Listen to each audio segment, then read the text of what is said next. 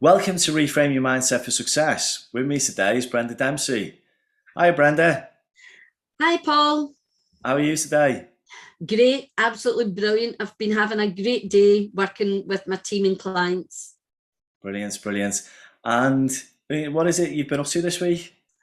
Well, Paul, I'm glad you've asked that question because we're about to have our second anniversary at Book Brilliance Publishing. And as part of that celebration, we're launching a magazine called Brilliance. So we have been busily doing the last bits of the edits, making sure everything's quality, the I's are dotted and the T's are crossed, and ready to go to the printer, I think, next week. Oh, brilliant. Okay, that's going to be great. And I know that I've got a little part of that as well, haven't I? Yeah, of course, Paul. We couldn't have a magazine called Brilliance and not have Paul Corke in that, given that we go back quite a few years, Paul. So of course I was going to have you in there talking about leadership and reframing your mind. Brilliant. You're too kind. So as you know, the podcast, Brenda, that this is it's reframe your mindset for success. But I always start with your story. So, in as many words as you want to tell it, what's your story? Well, my story depends how far back you want me to go, Paul. But really, I come from a very working class background. You know, I was brought up in Glasgow, and my father was a labourer. My mother just did an odd job here and there. But there was something in my childhood that I realised made me a very strong, determined human being. And I was always quite proactive. At the age of 10, I was taken aback by the starving children in Biafra. I saw it on the television, and television was quite new in the late 60s. And I said to my mum, I'm going to raise money for them and have a jumbo sale, because that's the only thing I knew that you could do to raise money. And of course my mother says, no, you are not. And and I was a child that was, I never misbehaved or disobeyed my mother, but that cause was bigger than my mother and bigger than me. And I went out as a 10-year-old and raised a week's wages in 1967, I think, 68. And that stayed with me for a long time. Yeah. And so that was the start of my sort of giving back and helping others.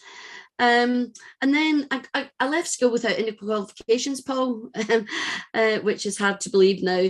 And I got married young and I had 4 children. And but that point in my life became very dark because I found myself in an abusive relationship, not Oh just for a no. year or two, but for more than a decade, and with these 4 children. And to compound the dark situation, what I was going through, my parents were ill. My mother developed lupus. She was ended up in a wheelchair. She needed a lot of care. Oh,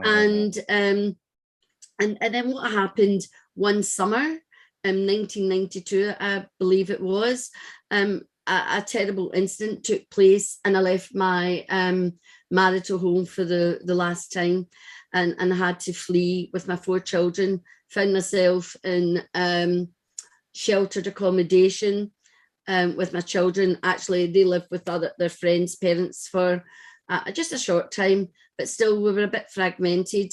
And then I got a house by the local government, the council. yeah. And all of this took place in the final year of my teaching degree.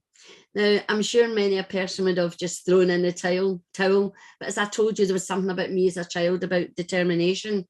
Yeah. But I knew getting that degree was the freedom that I needed, the financial freedom that I needed to get myself out of the dark hole that I was in, because I've always worked. And here I was living off the state. But do you know what? I had to swallow my pride, and I just had to take whatever help came my way between, the government, family, friends, to get me through that final year. And lo and behold, celebrated the best day of my life next to giving Wow. birth to my 4 children.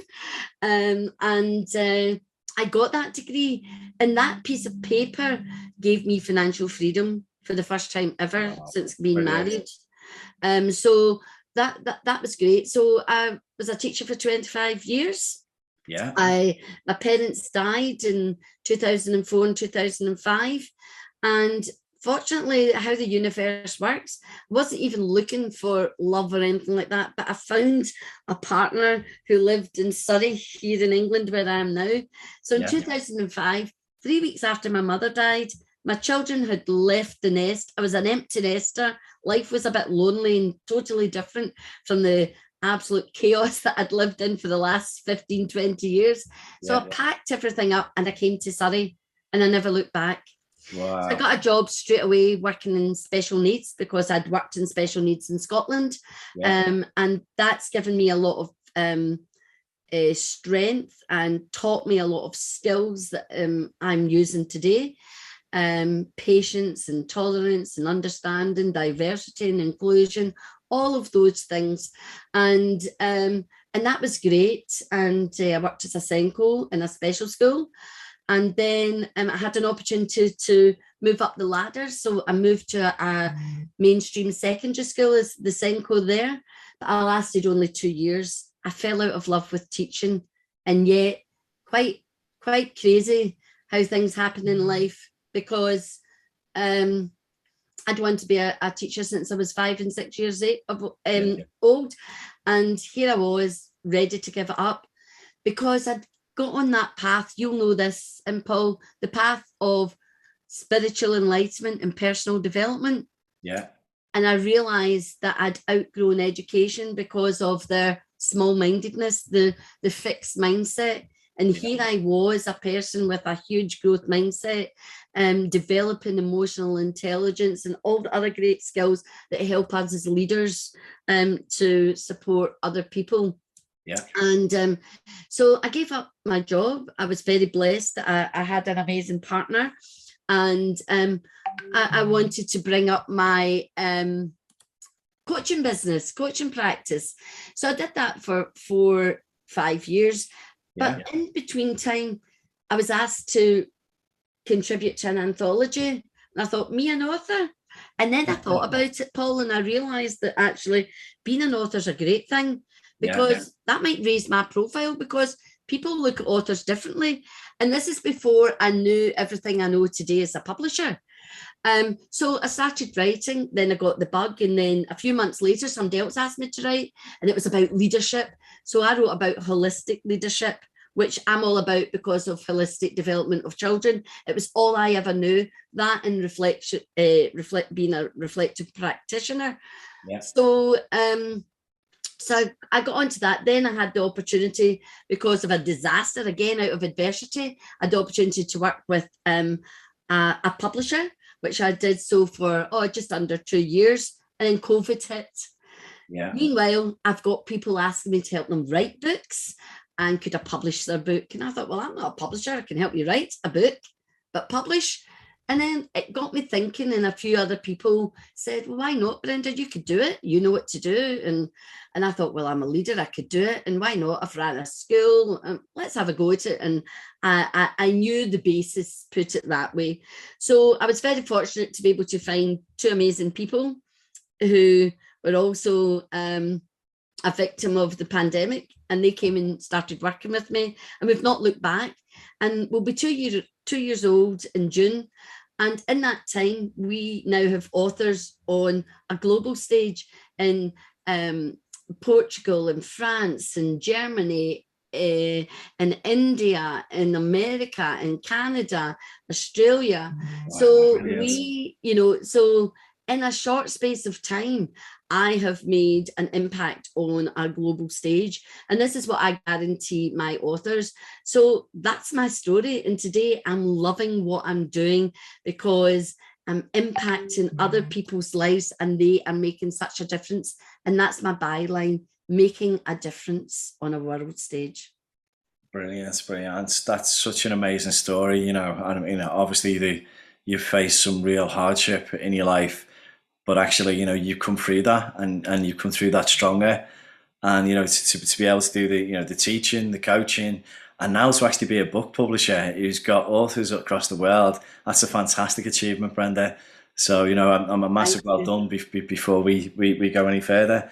So the day to day now, what's involved in your day to day as a publisher? Oh, day to day, well, this is why I love what I do, because I can make a difference to so many different people's lives. And so, like, for example, today we were looking at doing the finalization of editing the magazine, as I've already said. I've been working with clients. I'm part of the same group as you, B1G1. It's so important that we keep ourselves grounded. So every day is different for me. Thursday night, I've got my Awaken Your Voice event, networking event, which I love. I do 2 of those. So no week is the same.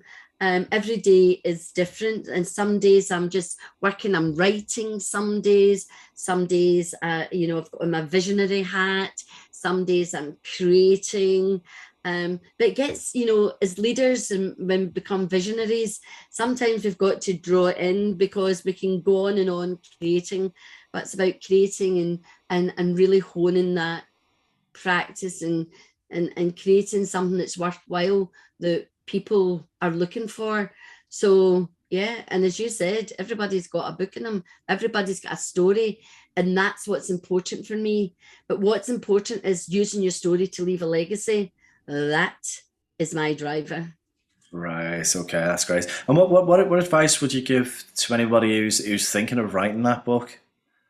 Do it. Just do it. Do Yeah. your due diligence, though, because this is something that's happened quite recently for us, and that is there was a damning report on hybrid publishers, and I suppose I'm a hybrid publisher, but I don't see myself quite like that. I see myself more, you know, as an independent publisher, which in a way is hybrid. But a lot of the hybrid publishers are not, they're not clear in that an investment is involved, you know, because everybody thinks traditional publishing, you go with a story, and if you're very, very, very lucky in like 0.05%, you'll get an advance, you'll get all these royalties and all these things. But actually, that is such a hard nut to crack. So we have just devised this week, based on that report, 15 principles of publishing, and we're trailblazing them for hybrid publishers, because having come from education where everything is standardized, and I was an outstanding practitioner, I want to take that same quality and excellence into my business, into my publishing house. So I'm very proud that we have been trailblazers on that. So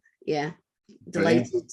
Yeah. Brilliant. But I guess the advice there is, you know, everybody's got a book in them, haven't they? So just do it. Now, as you know, Brenda, that this podcast series, it's about reframing your mindset. So, you know, a question I do ask is, why is mindset so important to you? Oh, mindset is everything. In a lot of the write-ups about me, I talk about the I can mindset, the I can movement, because, you know, it's all about, I already touched on it, you know, whether it's a fixed mindset or a growth mindset. One has to develop a growth mindset in order to be unstoppable, to be fearless, and to make a difference in the world. So for me, mindset is everything. But I talk about holistic publishing. So that means I love working with people to fuse a strong growth mindset with their heart and with their soul. So looking at emotional intelligence and looking at understanding who you are, and everything is based on the foundation of values, vision, and mission. Because when you begin there, decision making is so much easier. You know who you are. It's so much easier to stay focused and to drive forward and achieve your goals, so that you can inspire, impact, and influence others. Yeah, so agree. That's really well put. And how would you describe your mindset then? I guess some of what you've just said will be part of that, but you know, if you were to sum it up. So I'm human, but I like to think I've mastered my mindset, but that doesn't mean I'm 100% perfect at all. No, I'm still human, and still I can get upset at things. I can find my energy and motivation levels go down. But as you know, when you master something, Paul, you've got a toolkit there, and you know that sometimes you've just to allow yourself to be. You allow the thoughts and feelings to pass without judgment. So that's all that spiritual inner development that you do, using mindfulness, using meditation, and being in nature, and acceptance is everything. Awareness, you do not know what you do not know. So it's so important that all these tools I've learned over decades, I walk my talk. I think I've used that phrase already. So I never work with anybody and ask them to do something that I've not practiced myself, or that I don't do myself. So yes, I'm the same as everybody else, but I'm in control, because I know I want to be at a high vibrational level. I want to live my life in love. As I say to people, put on my rose-tinted glasses and come and live in Brenda's world. Why would I want to live in a world of blame and shame and judgment? Why would you want to live there? So I choose not to live there. So yeah, I would say I'm a very strong-minded woman who's mastered her mindset, only because she's got a toolkit that allows her to do so. Brilliant, brilliant. And I always ask then, because I mean, you're talking then, it's probably a technique in itself of putting, taking one hat off, put the other hat on, where you're referring to it as glasses then, so come into Brenda's world and put the glasses on. Are there any practical tips around mindset? Would that be one of them, or are there others that you've got? Well, I have one, I call it plot twist, and I learned this before I was a publisher and things, but it's quite funny that it's called plot twist. And plot twist, I've done NLP as well, Paul, so that's also helped, and I've done psychology as an educationalist. So all of these background things, they all come together, and you just enhance what you've already got. So plot twist is reframing. So if you say, oh, I don't know, I can't write that report, or I can't do marketing, for example. So there's a quick way where you might say yet, but say you get a thought, it creates anxiety or something like this. So what you do when you get the negative thought, and you acknowledge that it's a negative thought, you stop yourself by saying plot twist. And if you can say it out loud, all the better, because we need multisensory. So the sound will stop us in our tracks. And then what you do is, depending on your orientation, so I consider my left to be negative, and I consider my right to be positive. So you're on the train. Think of the underground and the platform, and to the left is the negative tunnel, and to the right is going into the light and the positive tunnel. So you get this negative thought, and the train comes from the negative end, and it stops. So what you say to yourself, okay, this thought, you don't serve me, and you put the thought on the train, and you let the doors close, and you say bye bye. And you watch that thought disappear into the tunnel, into the abyss, into the darkness, the black hole, whatever you want to call it. And then from the light comes another train. So while you're waiting for the other train to approach, you switch that thought. So as I say, oh, I'm feeling miserable today, choose a different thought and say, I feel happy today. I feel happy when I smell the roses, or I play the piano, or whatever it is for you that makes you happy. Yeah. And what you do is you take that happy thought and you get on the train with the happy thought. So you've reframed the negative to positive. You get on the train, and then your thought and you together go into the light. And by the time you've done that, I know it's taken me longer to explain it than to actually do it. You can do that in like minuscule seconds, So that is one of the first strategies I used to use when I had all my negative thoughts and all the different things. I like that because it's very visual, and I'm a visual learner. You can use it with sound. You can make it sounds if you're an auditory learner. But do it, and And if you're in your house, actually act it out, you know, see yourself stepping on a train, you know, it's like as well in the morning when you get up and out of bed, you cross over that line into the pool of positivity. So Right. the actual stepping out and standing in that pool of positivity, stretching and smiling starts you for the day. Smiling, that is absolutely the most powerful thing you can do, even if you're feeling sad, angry, whatever. Because if you smile, you cannot be angry. You cannot be any of those negative emotions. Please try it. Try the next time you feel something, put a smile on your face. Something magical happens, and you get all those endorphins and everything coming, and it makes you feel better. And it's amazing. Just watch in a room or watch on Zoom when people are meant to be listening, that people don't smile. And if we smiled more, we would feel better. So I think that's 2 or 3 things there I've given you that are very simple and easy to do. So visualization, reframing, and smiling. Some great advice. It's really interesting actually, because generally if you get one person in a room laughing for a certain length of time, you find that other people in a room will start laughing as well. It's contagious basically. So That's right. So smiling, you know. yeah, absolutely. So great advice there. So on the basis of your story, who's actually helped you? Has there been a person who's helped you, or maybe a Oh, book or something you've come across that's helped to develop your mindset over the years? um, so in terms of support, I have a friend who I just would not have got through everything that I went through without her support. She was there for me 24/7, making sure I was all right, feeding me. They even took me on holiday, paid for me to go on holiday, and they they were just such a massive part of my life for I don't know, 20, 30 years. She's got 5 kids and I've got 4. So you can imagine some of the days out we had, you know, they were a bit manic, you know.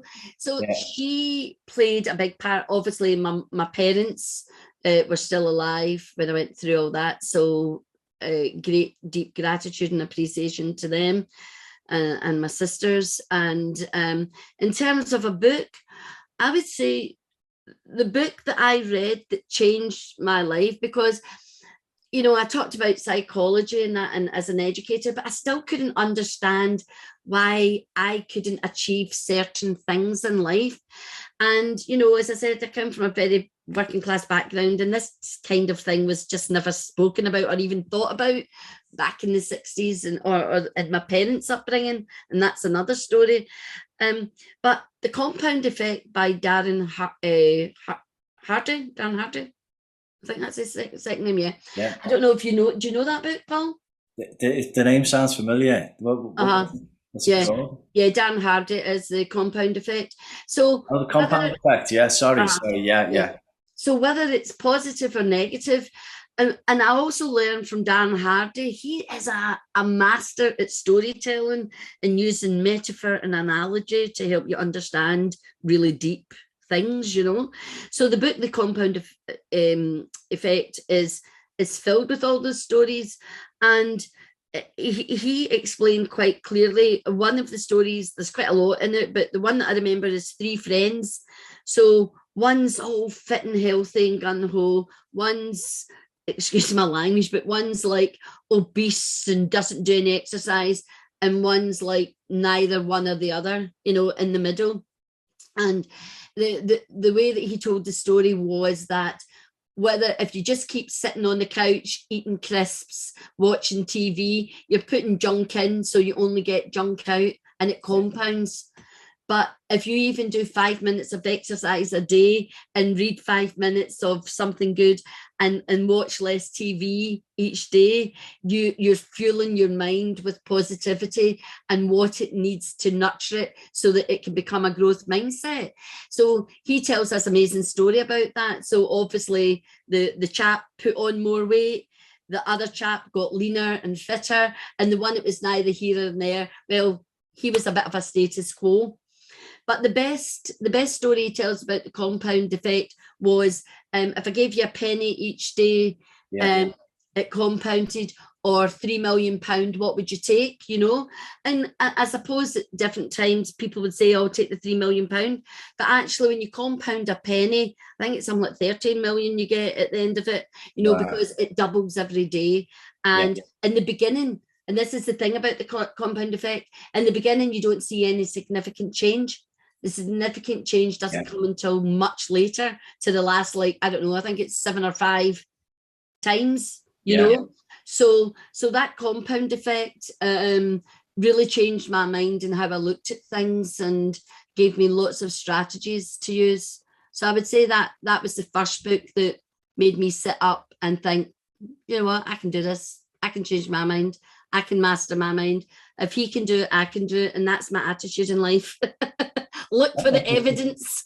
Yeah, no, it's a great book. You know, I'm a master believer in, you know, cause and effect, and it's very similar to the compound effect. Is the causes that you put in, you don't always get the effect straight away, but you will get them at some point if you continue to put those causes in.